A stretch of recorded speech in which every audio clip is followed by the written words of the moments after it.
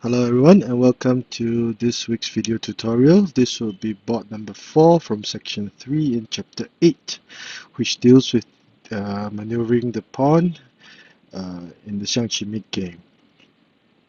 So without further ado, let us begin our analysis.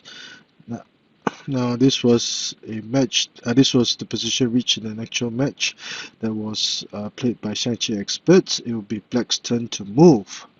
Now, at this point in time, a quick analysis will show that Red would have 2 chariots, 2 cannons, 1 horse. Black would have 2 chariots, 2 cannons, and 1 horse. Black would have 3 pawns, Red would only have 2, but both would have a full guard, and it will be Black's turn to move. Black would have pushed the pawn across the river and was attacking this file very ferociously. However, his horse was under attack, and Red could easily try to trade material to try to defuse the situation. So how did Black continue? He played P3+1, which was a brilliant move because the Black cannon and chariot and pawn were now attacking this file. Black boldly sacrificed this pawn over here, enticing Red to capture the pawn. And once this was done, this file will become very vulnerable. So Black would now play P7 equals to 8. Because the Red's elephant had moved, this cannon and chariot were now threatening to checkmate. Now P7 plus 8 would be better than P7 plus 6 at this point in time because it would block this Red chariot from returning to defend. So Red would be forced to retreat his elephant to prevent this checkmate. And Black continued to boldly sacrifice his horse. And now he will play C7 equals to 9 to threaten the chariot, forcing it away. And Red will now begin his onslaught on this flank. A check.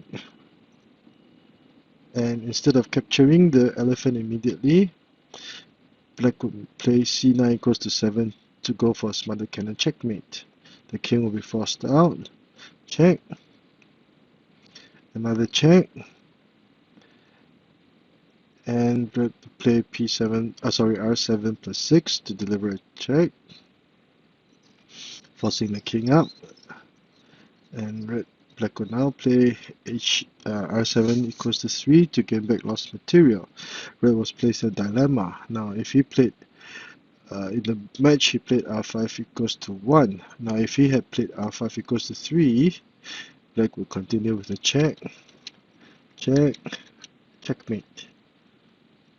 Now that is why R5 equals to 1 was played, but check, and Black will also have a winning position. So that is why this will also be a checkmate, and Black would have also won. So this can be seen with this pawn sacrifice followed by another powerful vicious shadow sacrifice that would have Black continue with C7 equals to 9 and begin his attack here. Now at this point in time, after C7 equals to 9, we can also understand the importance of playing P7 equals to 8, because now Red cannot play R1 equals to 2 because he cannot retreat and to defend. So Black will grow from strength to strength. Afterwards, he would capture material and gain a winning position and deliver a checkmate. So I hope you've enjoyed this short video.